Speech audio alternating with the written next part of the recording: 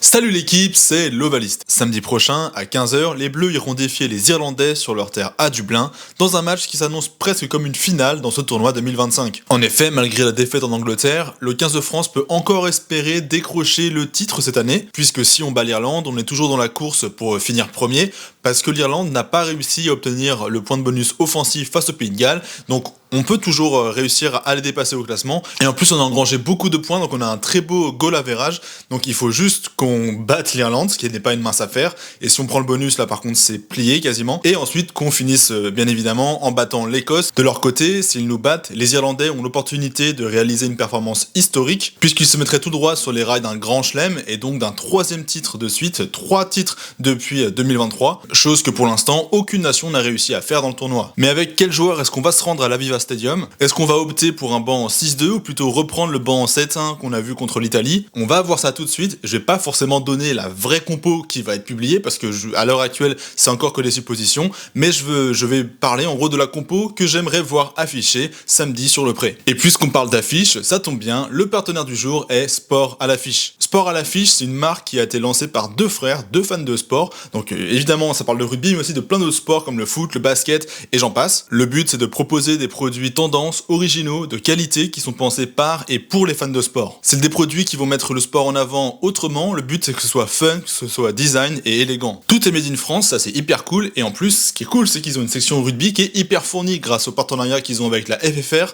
mais aussi avec de nombreux clubs comme Toulouse ou Toulon. Comme vous pouvez le voir juste ici, les illus sont très belles, donc il y a les joueurs qui sont en groupe, ils ont aussi des affiches individuelles, quasiment tous les joueurs du 15 de France, donc voilà, là vous avez Adrit, mais évidemment, il y a Toto Dupont, le meilleur joueur du monde, ça on peut pas y couper, mais moi je pense que vous le savez, j'aime beaucoup l'histoire, et j'ai un petit crush sur celle-ci, qui est en fait, je sais pas si vous voyez bien, tous les maillots du 15 de France depuis 1906, donc on peut voir vraiment l'évolution depuis 1906, où c'était encore la fédé de l'athlétisme, avec les anneaux rouges et bleus, jusqu'à maintenant. J'aime beaucoup cette affiche-là, qui permet de retracer un peu l'histoire du 15 de France et de ses maillots. Donc merci à Sport à l'affiche pour le soutien, je vous mets leur lien en commentaire épinglé et en description si vous voulez y aller. Maintenant, retour à la vidéo. On commence avec les gros, les durs au mal, les tueurs à gages, les chiens de la casse. On va parler du 8 de devant et de la première ligne. Et pour commencer, je pense que je changerai rien par rapport au match face à l'Italie. Je trouve que Gros, Movaca, Antonio, c'est le choix idéal pour affronter l'Irlande. De la mobilité pour les deux premiers, de la puissance surtout pour le troisième, et surtout une capacité globale à faire jouer le ballon, à manipuler la balle pour l'amener dans les espaces, pour faire jouer des partenaires autour d'eux. C'est, je pense, l'un des principaux atouts de cette première ligne. En deuxième ligne, par contre, il y a un débat. Évidemment, Flamand, je pense, est indispensable au poste de numéro 4, mais le poste de numéro 5 pose question parce que Meafou a été victime d'une sale grippe ces dernières semaines. Il a même été hospitalisé, pour vous dire. Donc maintenant, a priori, il est remis sur pied et il est jugé apte par le staff. Mais je me dis, pourquoi pas est-ce qu'on laisserait Guillard en titulaire pour faire les 50 premières minutes et ensuite on envoie Meafou qui t'arrive sur le coin du museau à l'heure de jeu, je pense que c'est vraiment pas drôle, d'autant plus que Guillard c'est une valeur sûre, je l'ai jamais trouvé décevant sous le maillot bleu, ça fait moins d'un an qu'il est là, et je trouve qu'il s'affirme de plus en plus à chaque match, c'est un vrai patron, et en plus il peut glisser en 4 ou en 3ème barre au besoin, donc je pense que ça peut vraiment être intéressant si on joue la bombe squad, l'effet de faire rentrer 7 avant d'un coup, de mettre Meafou dans le lot, je pense que ça démoralise pas mal si l'Irlande est un petit peu taille-taille à l'heure de jeu. Pour la 3ème ligne, rien ne bouge, je pense qu'il n'y a pas trop besoin,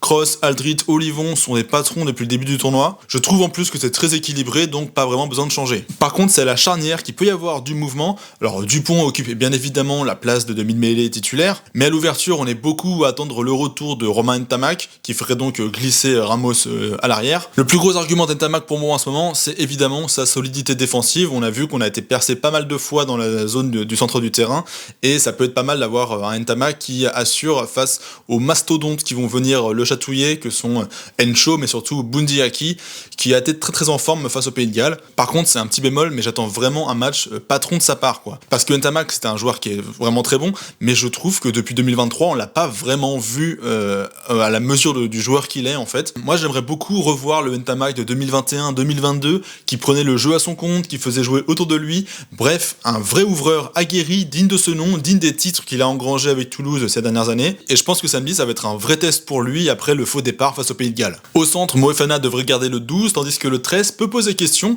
puisque Barassi est en délicatesse vis-à-vis de ses erreurs défensives qui ont coûté cher sur les derniers matchs, même si c'est pas entièrement de sa faute à chaque fois, force est de constater que c'est quand même souvent dans sa zone que ça coince. Il y a Fickou a priori qui revient dans le débat parce qu'il n'est plus blessé, mais son match face à Pau où il s'est fait dominer par Gaëton pose assez questions, et Gaëton, je rappelle qu'il est blessé. Personnellement, c'est mon chauvisme girondin, j'aimerais bien voir Moefana et Deporter, parce que les deux hommes se connaissent sur le bout des doigts, c'est je pense en plus la paire sûrement la plus complémentaire et la plus talentueuse à l'heure actuelle du championnat français, et surtout Deporter enchaîne depuis vraiment plusieurs semaines des matchs de très très haut niveau où c'est lui qui s'affirme, il laisse rien passer, c'est un excellent défenseur, il sent aussi très très bien les coups, et surtout ça permettrait d'avoir une connexion idéale entre Bielbiarré et Penaud également, pour vraiment avoir une ligne hermétique qui se connaît parfaitement sur le bout des doigts. Ça résoudrait pas mal de problèmes de communication en défense, je pense. Barassi cependant demeure l'option privilégiée, j'ai rien contre ça, je trouve que Barassi est un très très bon joueur, mais en vrai c'est juste que ça ferait gagner du temps d'avoir la connexion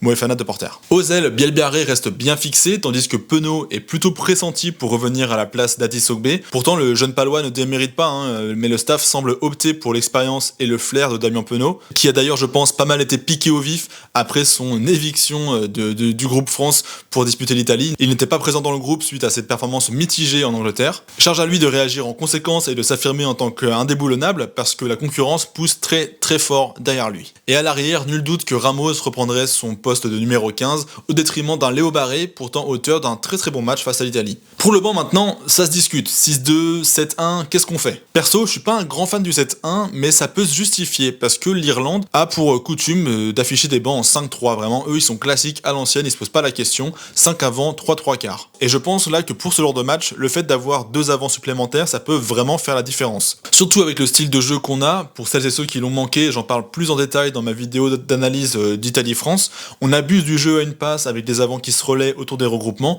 et donc ce serait pas déconnant d'y apporter du carburant avec un banc en 7-1, avec vraiment quasiment un pack entier qui rentre à la 50e minute, sauf que oui, il faut être sûr par contre de pas avoir de pété derrière, parce que c'est pas avec un demi-mêlée remplaçant qu'on peut couvrir un poste d'ailier ou un poste de centre. Les Sud-Africains, eux, ils pouvaient se le permettre le 7-1, parce que dans leur rang, dans les 7 remplaçants qui rentraient, il y avait Kwara Smith. Kwara Smith, pour ceux qui connaissent pas, c'est un troisième ligne qui est ultra mobile, ultra rapide, qui pourrait très bien jouer centre ou ailier et qui a longtemps joué à 7, donc a vraiment un bagage technique et un bagage physique qui lui permet de rivaliser avec les 3 quarts. Et nous, en France, on n'a pas ça actuellement. Il y avait Macalou, mais Macalou en ce moment passe plus de temps auprès des commissions de discipline que proche de Marcoussis, donc voilà, il n'est pas dans l'équation. Et pour moi, c'est pas forcément un Roumat, un Cross ou un Boudéan qui peuvent glisser centre. Ok, ils sont mobiles, ils ont des mains, mais jouer à haut niveau, à niveau international en centre, lorsque tu as l'habitude de jouer 3ème ligne, pour moi, c'est quand même pas la même chose. Donc un banc en 7-1, ça donnerait ça, Marchand, Baye et Aldeguerri sûrement, même si j'aurais été très curieux de voir Rabah Slimani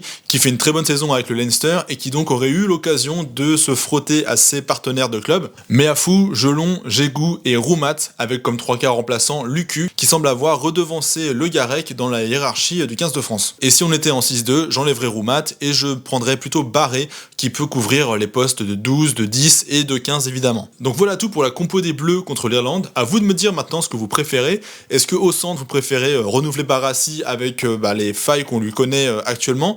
Est-ce que vous passez en 7-1 ou vous reprenez un 6-2 sur le banc? À vous de me dire, je suis curieux de voir quelle composition vous aligneriez. A priori, la composition officielle va sortir jeudi midi, c'est souvent comme ça, c'est 2 jours avant, et c'est ça, oui c'est ça. Donc maintenant, les dés sont jetés, allez les Bleus, faut y croire. L'histoire serait vraiment belle si on pouvait aller coiffer les Irlandais au poteau chez eux. Après, il reste aussi l'Écosse à battre et c'est pas une mince affaire, attention. Je vous remercie pour vos abonnements, vos likes, vos soutiens, vos partages, vos commentaires. Vraiment, ça fait exploser la chaîne en ce moment, ça fait vraiment très plaisir. Merci aussi à tous ceux qui donnent, ceux qui font des dons, qui lâchent des pourboires, ça fait vraiment plaisir et ça me permet de mettre du beurre dans les épinards. Et merci évidemment pour cette vidéo à Sport à l'affiche qui me soutient dans mon travail. Donc vive l'équipe de France, on se dit à lundi pour le débrief du match face à l'Irlande. Moi je vous dis à la prochaine, bye l'Ovalie.